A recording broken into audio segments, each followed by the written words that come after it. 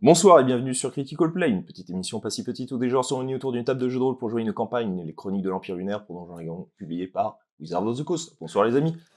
Bonsoir. Épisode 8.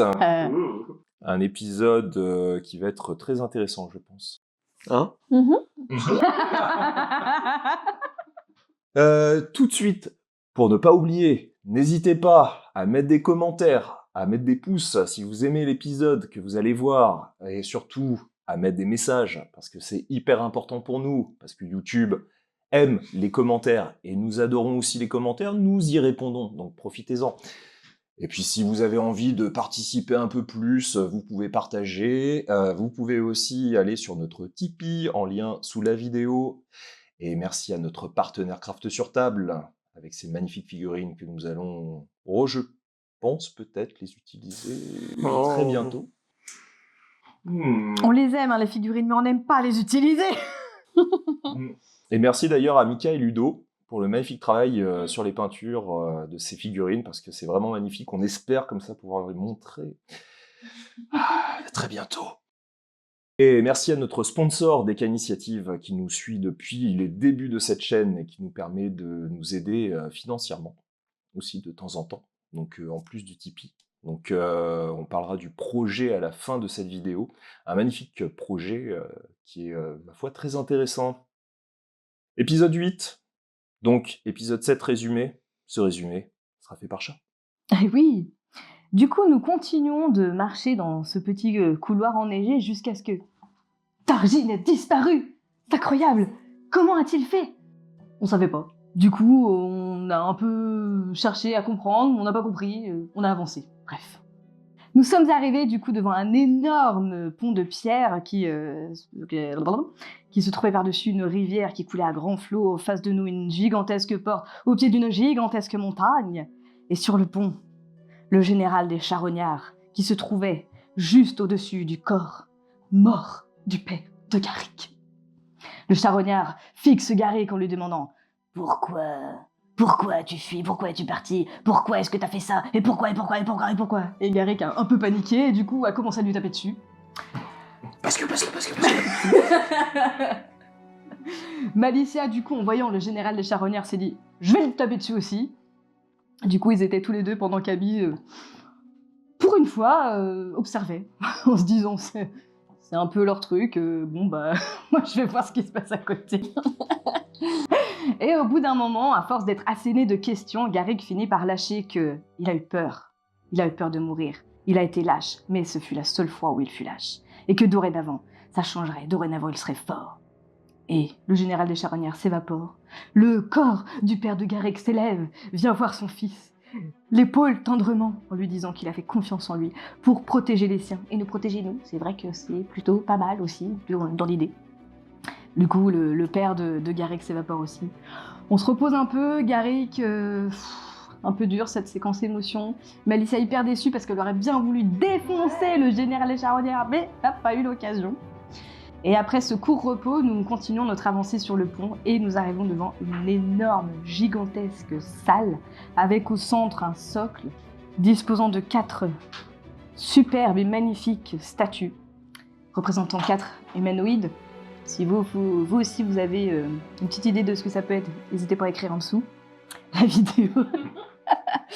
Et Abilat voit au pied de ces statues le bâton de Rolaya face à des centaines de femmes qui semblent être en train de prier ces statues.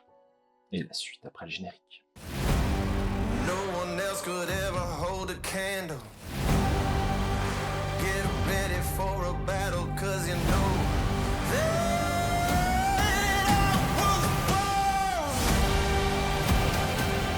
for this. I was born for this. Never met a match I couldn't handle. No one else could ever hold a candle.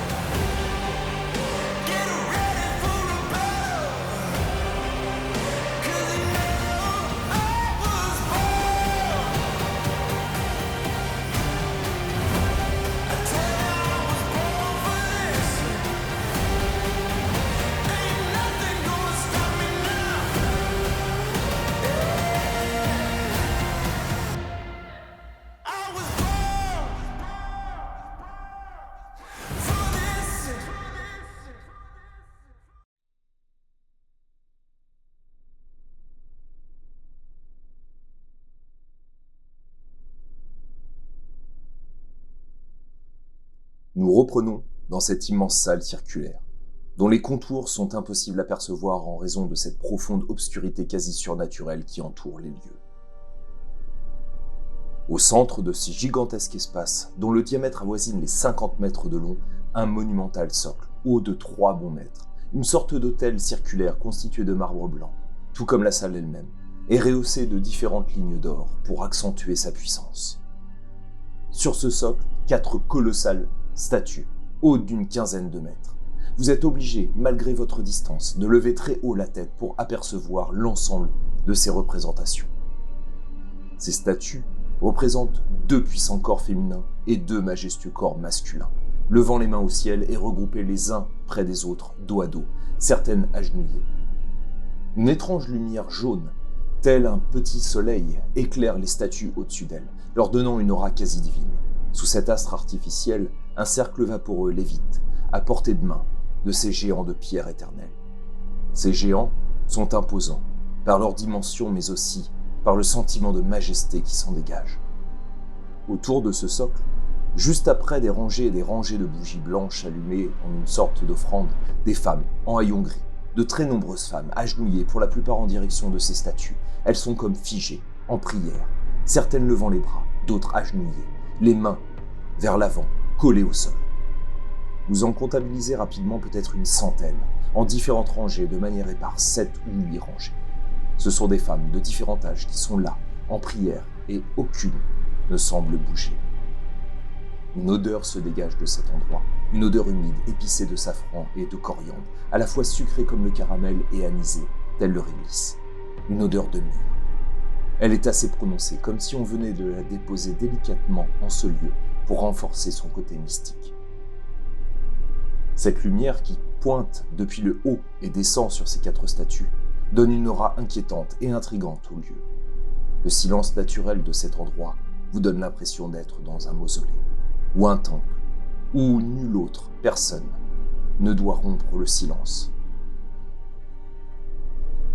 Garrick, à la périphérie de cette immense salle, tu avais clairement distingué des statues en armure. Aucun signe de vie, mais tous sont liés, ensemble, au niveau de leur tête, par un léger filament rouge qui part, chacun, de leur tête, pour remonter vers la partie supérieure et ténébreuse de la salle. En prenant soin d'admirer cet étrange maléfice, Garrick, tu as l'impression que certains fils bougent, très légèrement. Ok. Je recule des armures sans les quitter des yeux en allant en direction d'Abby. Abby, donc, toujours face à ce bâton de Rolaya. J'arrive toujours pas à me décider à le prendre. Je regarde l'espèce de femme en fait qui se trouve en face de moi. Est-ce qu'elle a l'air vivante? Est-ce qu'elle a l'air... Tu vois, j'observe en fait dans mes pensées, en essayant de comprendre comment ça se fait que le bâton puisse être là, quoi. Bah, tu la regardes et tu vois cette femme toujours les mains posées au sol, le crâne aussi, donc posé, le front au sol, dans une sorte de prière. Et en l'observant d'un peu plus, tu vois au niveau de son dos, entre les 2 omoplates, comme un fil ténu, rouge, qui part de son dos et qui remonte jusqu'en haut de la salle. Et vous ne voyez pas la partie supérieure. C'est comme si vous étiez dans une salle immense, gigantesque, cyclopéenne, dans laquelle vous avez une sorte d'obscurité qui vous entoure, et vous avez vraiment ce faisceau de lumière qui encadre, qui pose, tel un puits, cette lumière sur ces 4 statues gigantesques. Ok, et si je regarde les femmes à côté, est-ce que j'observe ce même fil? Toutes. Je sais pas ce qui se passe. Toutes ces femmes ont l'air d'être attachées, reliées par un fil. En entendant ça, je lui dis toutes les armures autour de nous le sont également. Des armures? Là, je te les montre. Toutes les armures dans l'obscurité qui nous entoure. Et Malicia, donc tu entends ça. Et effectivement, tu le vois aussi, donc maintenant, ces fils ténus, très fins, rouges, presque translucides, qui partent alors parfois du sommet de la tête de ces femmes ou de leur dos et qui remontent dans la partie supérieure de cette bâtisse. Ok. On est d'accord que c'est ce qu'on a vu à la tour des Phéniciens. C'était comme ça, la tour des Phéniciens. On avait un adversaire qui est... Non, c'était des sombres centres que vous aviez vues. Là, ça fait vraiment fil, c'est presque comme un fil de tissu. C'est vraiment quelque chose d'extrêmement fin. Et ça a presque la même consistance. Alors vous l'avez pas touché, mais vous l'observez, c'est presque comme si vous aviez un fil à tisser, rouge, qui presque translucide, qui part comme ça de ces individus et qui remonte sur Une la toile partie d'araignée un supérieure. peu. Comme une sorte de toile d'araignée. Moi, ça m'évoque quelque chose, ces fils Non. Pas du tout. Je regarde autour de moi, est-ce qu'il y a de la poussière? Est-ce que je peux voir des traces de pas? Est-ce qu'il y a une autre sortie? Un test de sagesse. Oh yeah. 9 plus 6, 15. Tu regardes un petit peu plus et au niveau de certaines mains de ces femmes, et en étant plus précise encore, tu le vois que toutes l'ont aussi. Tu vois ces fils rouges qui partent de leurs mains et qui partent dans une direction, dans les profondeurs d'un des coins de la salle. Et quand je dis coin, c'est plutôt dans un espace, parce que c'est circulaire. Donc c'est plutôt une partie, mais toutes dans la même direction, dans une partie de cette pièce. Et tu vois que, en l'observant, tu as l'impression que c'est comme si certains de ces fils bougeaient très légèrement. Mais les individus que tu as à côté de toi, eux ne bougent pas. Je voudrais chuchoter de sorte à ce qu'ils m'entendent sans que ça se répercute trop, en disant il y a d'autres fils qui semblent aller vers cet endroit-là. Je pense que... En tout cas, il y a quelque chose qui doit s'actionner ou qui s'actionne. Les fils bougent très légèrement. Je commence à regarder dans cette direction et puis me déplacer vers là-bas pour mieux voir. Ça doit être assez loin, vu la taille de la statue, j'imagine que c'est à plusieurs dizaines de mètres. Ouais. Malicia, pendant ce temps. Je me tourne vers Abby, je dis prends le bâton et on y va. Je prends une grande respiration et je prends le bâton avec tout le respect qu'il se doit. Tu prends le bâton. C'est un bâton plus 3. Donc ça donne un plus 3 à ton attaque et un plus 3 à tes dommages. Et c'est un bâton de vitalité.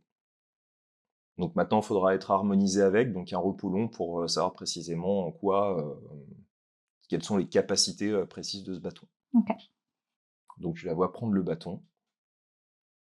Et une fois qu'elle le prend, est-ce que tu fais quelque chose de particulier, Malicia?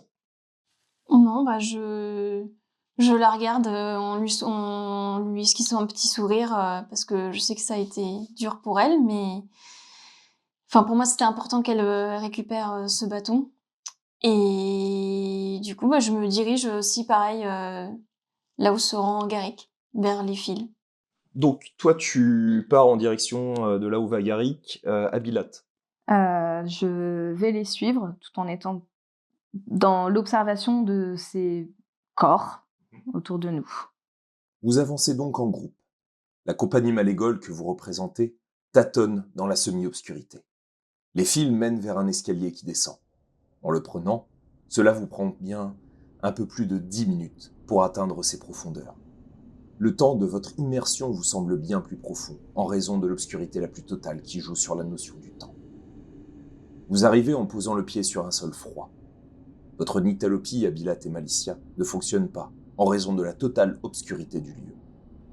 Abilat, après avoir fait apparaître au creux de ta main une petite flamme, tu entends comme un léger bruissement.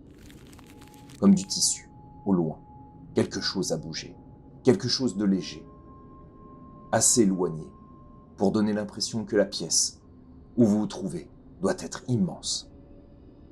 Dans ce lieu gigantesque plongé dans l'obscurité la plus profonde, à l'exception de la bulle de lumière qui vous enveloppe telle une enveloppe fragile et vacillante, vous errez, sans but apparent, vos pas résonnant à peine dans le silence oppressant qui entoure cet endroit mystérieux. À chaque pas, Le sol semble être recouvert d'une fine pellicule d'eau, créant l'illusion d'un miroir liquide s'étendant à perte de vue dans toutes les directions. Vos reflets déformés dansent de manière fantomatique sur cette surface lisse, ajoutant à l'étrangeté de l'atmosphère. Le silence qui accompagne cette obscurité est tout aussi dérangeant. Pas un souffle de vent, pas le moindre craquement de brindilles sous vos pieds. Seule votre respiration, ralentie par l'appréhension, semble rompre sporadiquement le silence oppressant qui règne en ces lieux. À présent, Garrick et Malicia, vous entendez vous aussi ce bruit de papier froissé. Est-ce que je peux faire une action? Ouais. Je voudrais lancer une incantation de lumière dansante. C'est une portée de 36 mètres. Par contre, ça dure pas longtemps. Ça dure 1 minute. Et en fait, ça fait apparaître 4 lanternes. Et c'est quoi, un niveau... Au niveau 1. Ok. Ouais. Donc ça apparaît, t'as une sorte de boule de lumière comme ça qui se déplace. Alors est-ce que tu les amènes jusqu'à... Déplacer en fait aussi, à votre tour par une action bonus, vous pouvez les déplacer les lumières sur un maximum de 18 mètres pour les installer ailleurs, mais toujours à votre portée. Dans la direction indiquée Voilà, par... dans la direction, j'essaye de les faire un petit peu se déplacer pour vraiment éclairer un maximum de zones. Tu aperçois le chemin tracé par ces fils, et la piste se poursuit au-delà des 36 mètres. Les lumières dansantes virevolent au loin.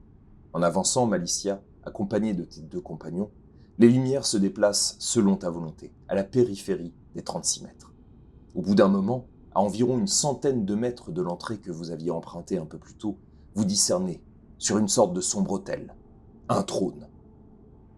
Sur ce trône d'ébène, dans ce que vous pensez finalement être un gigantesque palais obscur et empreint de malveillance, siège une créature cauchemardesque, à la fois fascinante et terrifiante. Son apparence évoque vaguement celle d'une femme, mais toute humanité semble avoir déserté son être. Sa peau, d'une pâleur presque irréelle, voire translucide, contraste violemment avec ses lèvres d'un rouge sang, pulsant de vie, dans cette obscurité lugubre que de multiples bougies tout autour du trône éclairent d'une lumière dérangeante. Une couronne dorée et ornée de sinistres motifs, allongée en 2 pointes de chaque côté du crâne, lui ceint la tête, cachant ses yeux dans l'ombre et renforçant son aura de mystère et de puissance. Parfois, une lueur sinistre semble briller à travers les interstices de cette couronne, révélant une étrange lueur dans ses orbites cachées. Mais ce qui retient véritablement l'attention, ce sont ses 2 autres bras, qui s'étendent gracieusement depuis son abdomen. Ses membres supplémentaires, d'une pâleur maladive, pulsent d'une énergie malsaine, comme s'ils étaient animés par une force sombre et insidieuse. Dans ses bras, elle tire parfois de longs fils rouges, s'enroulant autour d'elle avec une volonté propre, comme des serpents venimeux prêts à frapper à tout moment. Lorsque ces fils s'échappent de son abdomen, il semble prendre vie, serpentant à travers la pièce dans une danse macabre, évoquant les tentacules d'une créature des abysses. Parfois, elle les ramène à elle, les enroulant autour de ses doigts pâles comme pour se repaître de leur énergie malfaisante, ou bien les libère, comme un geste sinistre, laissant planer dans l'air une menace diffuse et palpable. Cette créature, assise sur un trône d'ombre, incarne à elle seule la terreur et la fascination. Son apparence grotesque et pourtant envoûtante, défiant toute explication rationnelle. Dans son regard dissimulé derrière sa couronne ténébreuse, on peut deviner la présence d'une intelligence malveillante, une volonté impénétrable mue par des desseins obscurs et terrifiants. Extrêmement pâle, elle a l'air de très légèrement bouger les lèvres, transmettant un faible murmure jusqu'à vos oreilles. Ça ne parle pas, un individu... Non. Aucune créature que vous avez entendu parler, même de mythes, de légendes ou quoi que ce soit, n'a jamais parlé de ce genre de choses. Et le travail de la pierre, de là où je suis, je peux voir des... Ça peut me parler, ça peut... Là, au niveau de la région dans laquelle on se situerait, tout ça. Fais-moi un test d'intelligence. Donc, pour test d'intelligence, j'ai la compétence histoire. Voilà. Donc tu peux rajouter ton bonus de maîtrise, qui est de plus 3. Ça me fait juste plus 2, c'est bien. 16 plus 2, 18. Alors ça a l'air d'être un travail nain, mais extrêmement ancien. Tellement ancien que tu pourrais pas dater. Ça peut être un travail ancestral, mais t'es sûr que c'est nain. Tu pourrais pas dire si ça vient des nains des montagnes, des nains des collines, mais ça a l'air très ancien. Ce serait bien avant la cité de Chargefeu et ma naissance, ok. Elle a pas le gabarit d'une naine. Non, non, non. Et elle a vraiment un tissu aussi légèrement, alors qui laisse presque, enfin, montrer son corps très blanc lui aussi, mais une sorte de tissu très léger, très fin, qui est posé sur ses épaules, en une sorte de pélis qui la couvre très légèrement. Mais vous voyez, malgré tout, son abdomen et ses fils qui se relient à elle et qui rentrent pour certains, comme si on ramenait le tissu, enfin ces fils, ou parfois certains qui partent de manière très artificielle, qui montent pour certains, qui repartent vers d'autres, et vous la voyez toujours murmurer. Donc moi je vous chuchote, on est dans un endroit très très ancien. Vu l'aspect du trône, vu la caverne, enfin le lieu dans lequel on est, c'est très très vieux. Je ne sais pas où on est, mais...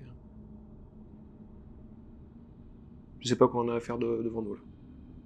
Elle a une taille humanoïde Oui. lambda. Taille d'humain. Peut-être 1m65-70. Mis à part son troisième bras, en fait, on pourrait la prendre pour une humaine lambda, quoi.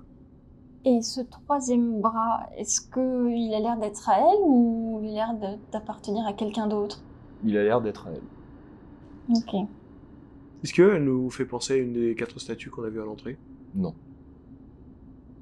J'ai trop de questions pour faire demi-tour. Je suis d'accord avec toi. Je prends le bâton et j'assène 3 coups. Vous entendez, cette fois-ci, ce léger murmure. Et vous entendez, tout simplement, Le monde ne se souvient pas. Il ne se souvient jamais d'ailleurs. C'est pour cela que je fais si bien mon travail. Mais l'oubli n'efface pas les péchés. Il ne se souvient jamais d'ailleurs. Le monde ne se souvient pas. Il ne se souvient jamais d'ailleurs. Il ne se souvient jamais. C'est pour cela que je fais si bien mon travail. Mais l'oubli n'efface pas les péchés.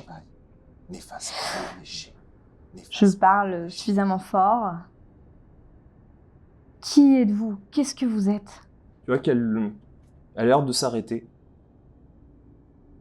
Elle penche la tête dans votre direction, mais vous ne voyez toujours pas son regard. Certains m'appellent Dame Oubli.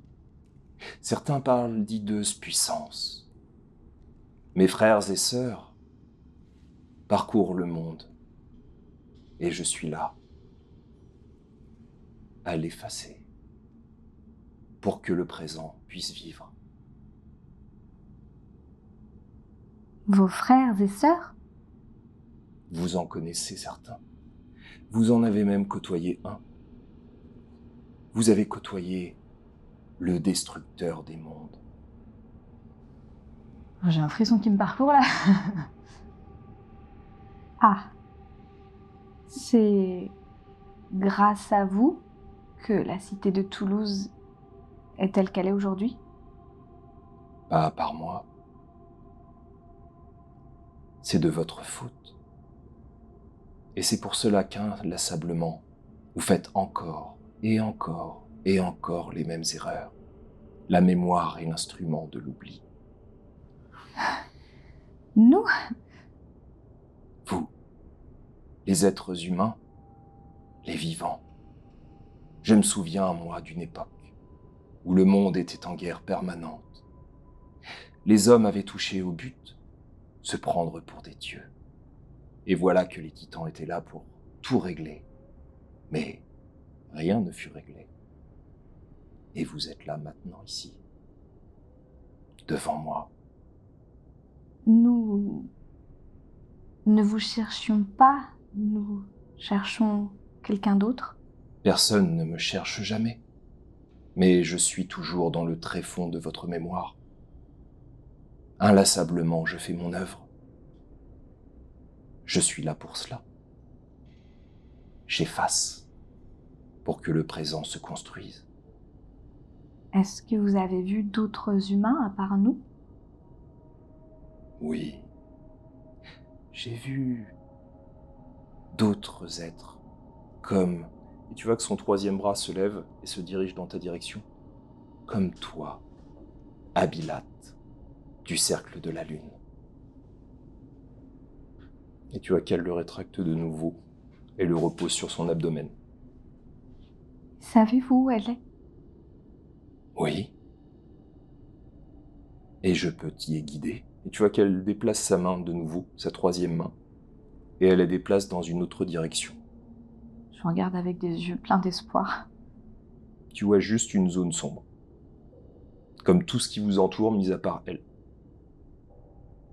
Et tu vois d'ailleurs, Malicia, que ton sort qui aurait dû arrêter les lumières continue Ok. autour d'elle.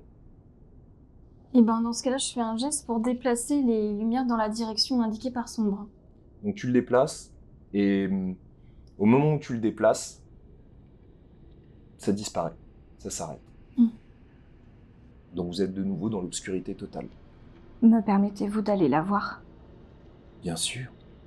De toute manière, tout s'efface. Un jour, elle aussi, elle disparaîtra. Comme vous. Peut-être que vous disparaîtrez totalement. Comme ce qui vous a précédé. Vous êtes la conséquence logique de la fin d'un cycle. L'an 1000 annonce l'arrivée du néant. Et c'est un cycle, son cycle. Il est déjà venu une fois, et il reviendra terminer son travail. Vous parlez de votre frère? Ce n'est pas mon frère. Nous ne sommes guidés par rien, si ce n'est par ceux qui cherchent un moyen de briser la boucle. Chaque chose en son temps, et je m'avance vers la direction qu'elle a indiquée. Que faites-vous tous les deux? Alors sachant que vous êtes dans le noir. Mais j'ai ma petite flamme. Ah oui, donc t'as toujours ta petite flamme. Salut. D'ailleurs, elle dure combien de temps? 10 minutes. Ok, donc oui, il y a toujours le temps. Non, je suis Abilat. Moi, avant de repartir pour les suivre, je la regarde et je lui demande, avons-nous un moyen de l'arrêter? De qui parlez-vous, Garrick de Forgefeu? Du destructeur. De briser cette boucle. Il n'y a aucun moyen. Ou peut-être parmi les fils du destin, peut-être, et tu vois que la troisième main se lève, une seule. Le 4e titan. Atlas. Mais ceci est votre avenir. À vous de prendre les bonnes décisions. C'est pas trop notre force. Un peu en hésitant, enfin en étant un peu tremblant, je la remercie puis je suis... Vous poursuivez votre chemin. Abilat vous éclairant de sa petite flamme au creux de sa main. Et au bout d'un moment, tous les trois, vous distinguez une porte, circulaire et métallique, encastrée dans un mur basaltique. Des colonnes lumineuses d'un blanc froid éclairent la zone à votre arrivée. Le sol est constitué d'une myriade de petits carreaux noirs et une ligne blanche lumineuse guide vos pas de chaque côté de ce chemin menant vers la puissante porte noire. La porte elle-même est circulaire et entourée de ce froid halo lumineux. Une seconde porte rectangulaire semble encastrée dans celle-ci. Des motifs étranges soulignent l'aspect intrigant de cette zone dans ce palais ténébreux. Une tête, en bas-relief, est représentée au centre de cette porte. Une porte de prime abord fermée, face à vous. Ta flamme, Abilat, s'arrête soudain. Est-ce qu'il y a des fils de ce côté-là ou Non. pas du tout? Le mécanisme de la porte pour ouvrir, on le comprend ou on voit que c'est une porte qu'on... Il n'y a pas l'air d'avoir de... comment dire, de mécanisme pour l'ouvrir. Ça a l'air d'être une sorte de fresque sur une... qui pourrait être une porte, alors qui pourrait s'ouvrir vers le haut ou sur le côté. C'est difficile à dire parce que vous voyez pas vraiment d'interstice, mais ça a l'air d'être une porte. Maintenant, il n'y a pas de mécanisme pour l'ouvrir. Bon, moi j'essaye bêtement de pied dessus, de l'ouvrir, de pousser, de bouger sur le côté, etc. Ok. Bah, au moment en fait où tu la touches, la porte s'ouvre. Une lumière verdâtre éclaire d'un coup vos visages. Au sein de la salle face à vous, une salle circulaire, règne une ambiance sinistre et oppressante. De nombreux cadavres jonchent le sol, leur corps inerte dégageant une odeur insoutenable de putréfaction. Leurs membres tordus et contorsionnés témoignent de leur agonie, figés pour l'éternité dans une danse macabre, au sein de cette sombre enclave. Vous les reconnaissez, Abilat et Malicia. Ce sont des membres du Cercle de la Lune, ton cercle, Abilat. Au cœur de cette salle circulaire immense, aux multiples niveaux labyrinthiques, règne une atmosphère oppressante et chargée de mystères. Les murs de cette sinistre enceinte semblent vibrer d'une étrange énergie, comme s'ils étaient imprégnés d'une force surnaturelle qui les maintient en un équilibre précaire.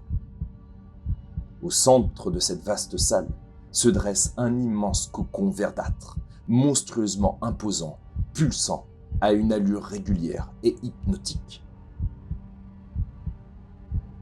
Des veines sombres et tortueuses s'étendent depuis ce cocon, s'encastrant dans les murs et les différents niveaux de la salle comme les racines d'un arbre maléfique en train de s'étendre pour asseoir son emprise sur tout ce qui l'entoure. Suspendue à l'une de ces lianes, la tête renversée vers le bas, une femme, une tiefling, Rolaya. Elle semble prisonnière de l'emprise du cocon. Son corps inerte est maintenu en lévitation, à plusieurs mètres du sol par une de ses racines verdâtres et suintantes, aspirant son énergie vitale. Dans cette salle lugubre et oppressante, où les ombres dansent de manière inquiétante au rythme des pulsations du cocon, chaque bruit résonne comme un écho de l'angoisse qui étreint les âmes imprudentes qui osent pénétrer dans cet antre de la terreur. Rolaya respire difficilement au rythme du cocon.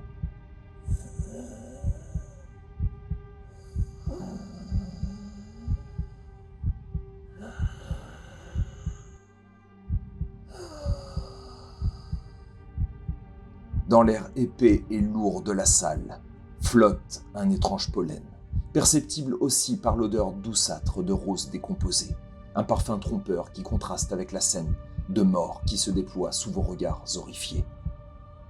Je cours en hurlant « Rolaya !» Eh ben, elle ouvre les yeux. Elle dit un mot. Ah bah moi, je m'avance, pareil, je me précipite et je regarde les corps qui sont par terre, si je reconnais des personnes, dans quel état elles sont, si elles sont dans le coma ou si elles sont malheureusement mortes. Tu les reconnais. Elles sont mortes. Ok. Tu reconnais d'ailleurs Throne, Ah putain. qui est au sol. Ok. La seule personne qui a l'air d'être en vie, si on peut dire en vie, c'est difficile à dire. Est-ce qu'elle est maintenue en vie? Est-ce qu'elle est toujours en vie? Est-ce qu'elle est prisonnière? C'est difficile à dire, mais la seule qui a l'air d'être plus ou moins en vie, c'est Rolaya. Et donc vous voyez cette tiefling à la peau violacée, aux yeux rouges, accrochée à 3 mètres de haut. Donc elle a ses pieds à peu près à 3 mètres, hein, donc elle doit être à peu près à 4 mètres à peu près, 4 mètres 50, comme accrochée à un arbre. Et vous voyez que c'est au niveau de son crâne, cette membrane qui s'est fixée, et vous voyez qu'elle est maintenue en hauteur par cette membrane. Et vous voyez cet immense cocon qui doit bien faire 5 mètres de haut pour 3 mètres de large. Vous voyez qu'il y a une lumière verdâtre, donc qui diffuse sa lumière depuis l'intérieur de ce cocon, et vous voyez que ce cocon bat au rythme de la respiration de Rolaya. Et Donc les toi, t'es corps- rentré. Ouais, c'est une question. Les corps, est-ce qu'on voit s'ils ont été abîmés, enfin blessés? Est-ce qu'ils portent des marques de coups Oui. De coups ou de blessures d'armes? Ça a l'air de ressembler plus à des blessures qui sont liées, elles sont très fines, mais il y en a plein. Tu vois, qui sont vidées de leur sang. D'ailleurs, tu vois une sorte de mare un peu noirâtre maintenant, donc du sang séché. Ça a une odeur un peu féreuse quand tu arrives près de ces corps, mais tu vois que c'est plein de micro-coupures. À différents endroits, ça a coupé leurs vêtements. Tu as l'impression que ça s'est projeté.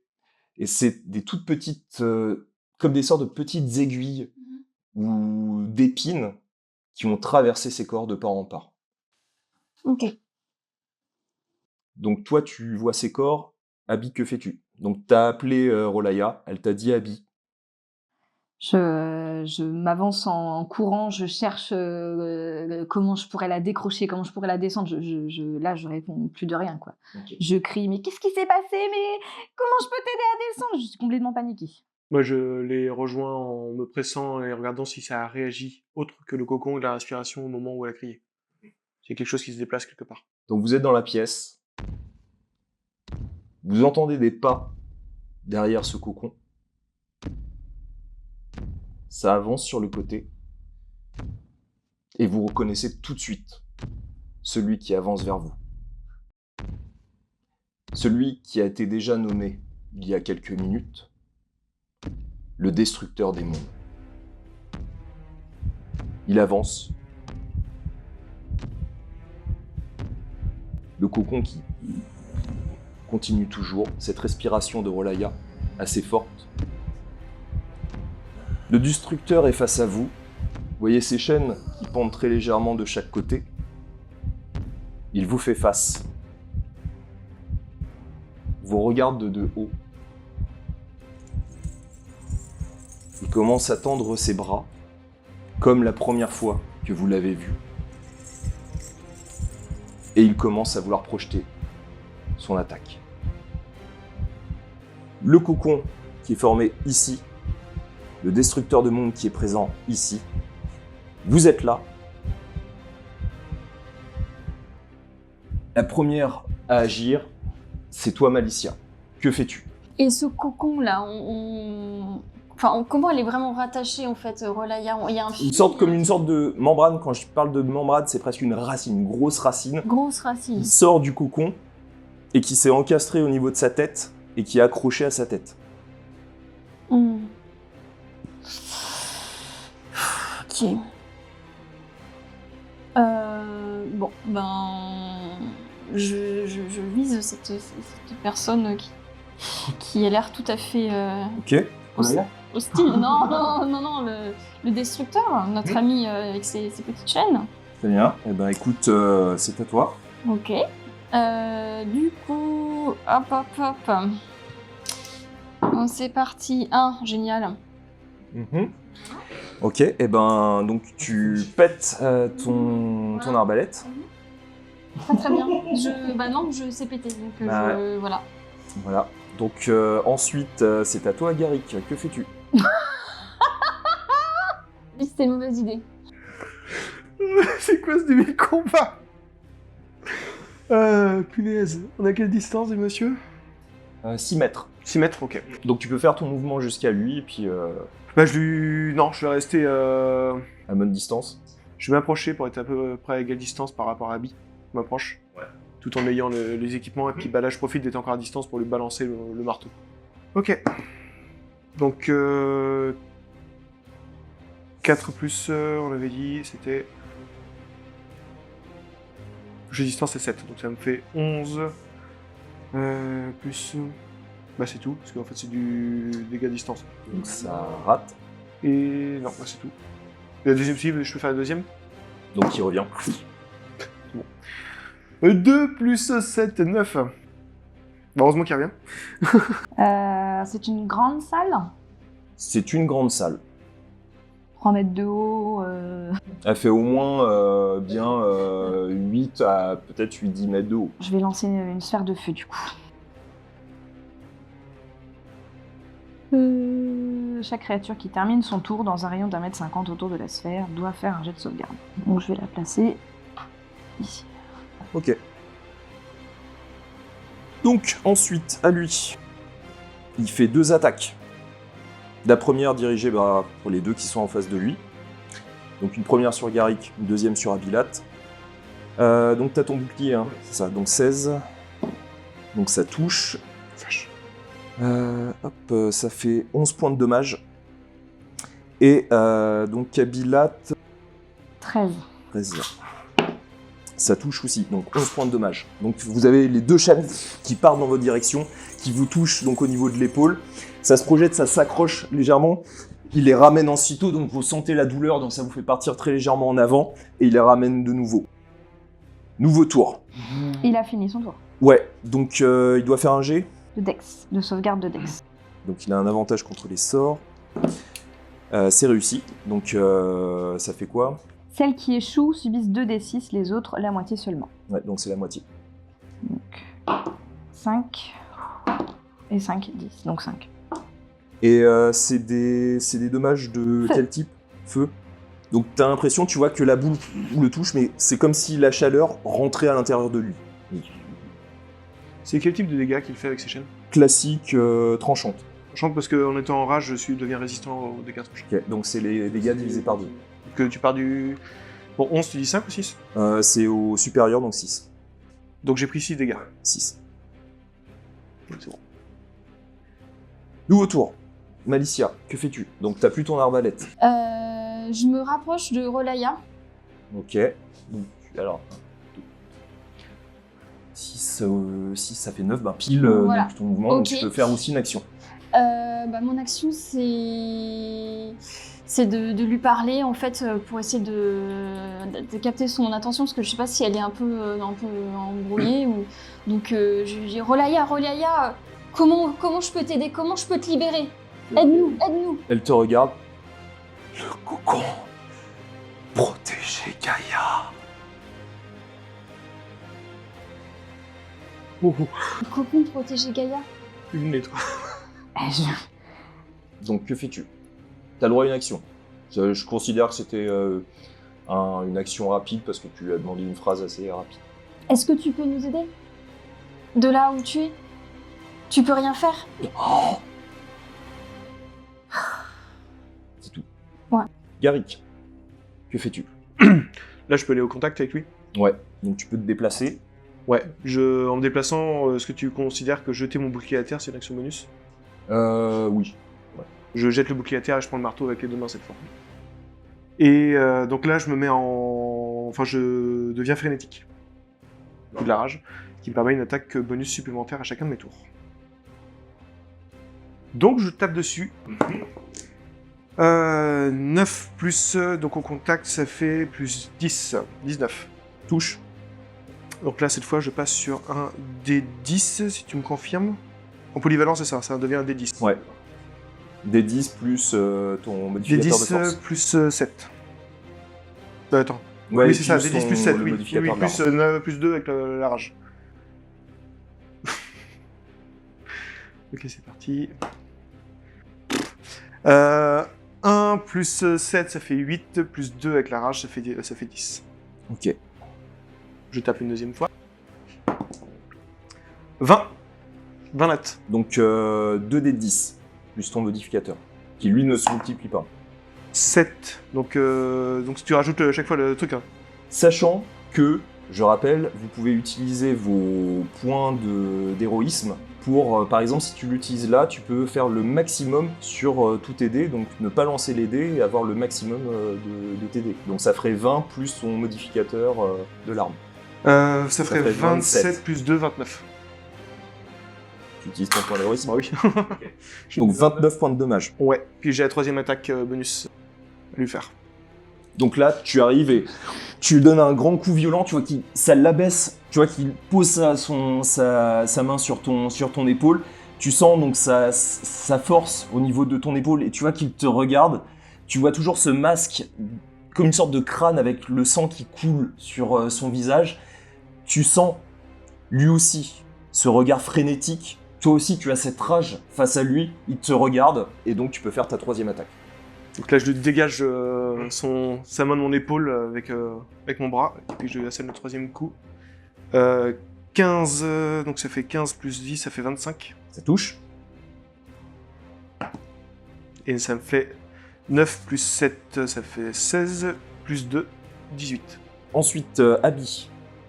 Alors je rappelle aussi qu'au niveau des règles, vous pouvez très bien utiliser vos points d'héroïsme pour augmenter le succès de votre jet. C'est-à-dire que si par exemple, vous lancez, ça rate, vous utilisez votre point d'héroïsme, ça touche. Vous pouvez même utiliser 2 points d'héroïsme d'un coup. Ce qui veut dire que si vous avez raté votre jet, vous pouvez très bien l'augmenter une première fois pour que ça réussisse, ça devienne un succès, et une deuxième fois pour que ça devienne un succès critique. Donc une réussite critique. Voire vous pouvez aussi en dépenser encore un 3e pour avoir le maximum aux dégâts sur votre arme. Mhm. Après, c'est à vous de voir comment À utiliser. nous de juger si on est en fin de campagne ou pas. Abby, que fais-tu? Je vois que pour l'instant, Garrick tient.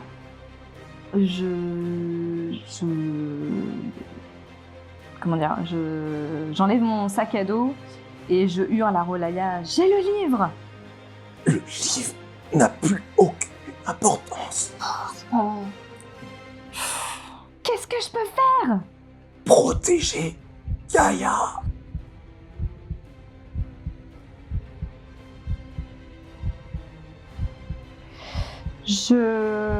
J'essaye de me déplacer de sorte à ce que Garrick soit plus dans mon champ de tir. Je vais le prendre de ce côté-là, du coup. Ouais, tu peux, ouais. Jusque-là, ouais. Après, il fait quelle taille le destructeur de monde? Ouais, il fait 2 têtes de plus de toi. Oui, puis Non, mais alors, enfin, tu comprendras après. Ouais, puis il est à genoux dans tous les cas. Donc. Je peux faire mon action quand même? Ouais. Parce que c'était une action bonus pour parler. C'était assez rapide. Et puis là, bon, t'as fait ton action de mouvement, t'as droit à une action... Ok.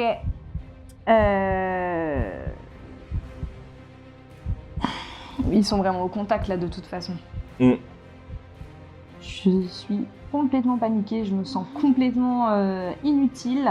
Les seuls sorts que... Enfin, je réfléchis à toute vitesse là. Les seuls sorts que je peux faire, ça va toucher Garrick, c'est sûr. Je vais lancer un fouet épineux. Donc je crée un long fouet semblable à une liane couverte d'épines. Il frappe une créature à portée. Et ben 10 plus 6, 16. Ok, ça touche. Ça touche, ok. Donc je touche la créature. 1 des 6 de dégâts perforants. 2. Voilà. Et si c'est une créature de taille grande ou inférieure, je la tire sur 3 mètres dans ma direction. Eh bien, tu la tires dans ta direction. Attaque d'opportunité. Ouais. Yeah. Ah, j'avais pas vu ça comme ça. Cool. Hop. Allez. Allez. Oh, 7 plus 10. 17. Allez, le D10. 6 plus 7, et je suis toujours sous la rage. Donc 6 plus 7, ça nous fait du 15... du 13, pardon. Plus 2, 15. Tu le tapes au même moment, tu vois qu'il arrive, donc toi tu le vois à ton contact, tu vois qu'il s'arrête au moment où il accroche donc cette liane. Tu vois qu'il tourne légèrement la tête dans ta direction, il a l'air surpris de ton action. Tu vois la chaîne, il lève le bras, et tu sens que la suite est au prochain épisode. Non mais c'est quoi ce nouveau truc là? Ah, t'es dur avec les viewers. Avec nous aussi. Ouais, on verra ce qui va se passer dans 2 semaines. Il va falloir attendre. En tout cas, si vous avez aimé cet épisode, n'hésitez pas à mettre des pouces, comme je vous l'ai dit au début, mettre votre petit commentaire pour les encourager. Ouais, on Ça a fait- besoin, hein, parce Bah que ouais. là... Face au destructeur du monde. On a un gros trauma là aussi. Hein. Il y a un passif, hein. C'est ça. Et avant de lancer la fin, on va parler du projet. Donc, je vous laisse avec cette petite vidéo. Oh My Water est un projet de notre sponsor DK Initiative, permettant 1. D'arrêter de payer pour l'eau potable en bouteilles plastiques, et 2. D'avoir un impact positif sur le monde. Tout cela simplement en buvant de l'eau, comme vous le faites tous les jours. Comment ? Eh bien parce que l'eau est gratuite, car contenue dans des bouteilles en carton affichant des publicités. Chaque bouteille que vous buvez contribuera à la construction de puits d'eau durables et au nettoyage des océans, car 2 volontés soutiennent ce projet. Donner accès à l'eau douce, car environ 2 milliards de personnes dans le monde n'ont toujours pas accès à cette ressource essentielle. 10 centimes par carton de Oh My Water sont transmis à des organisations caritatives qui œuvrent pour fournir un accès à l'eau douce. Nettoyer les océans, car l'océan est confronté à une crise de pollution majeure, liée notamment aux microplastiques, issus de bouteilles plastiques. Oh My Water s'engage à faire sa part pour protéger l'océan.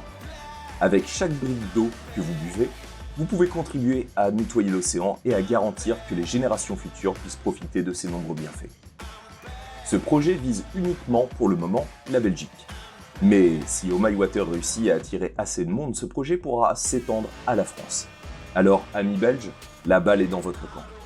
Vous trouverez le lien de ce projet sous la vidéo. Voilà, et on va pouvoir conclure sur ce petit épisode qui reprendra dans 2 semaines avec ce magnifique combat et ces figurines qu'on peut enfin utiliser, hein. Vous êtes contents ? Oui, très. Voilà. Eh ben, à dans 2 semaines. À dans 2 semaines. Salut. Still got my number, still got my name. Tell everybody up back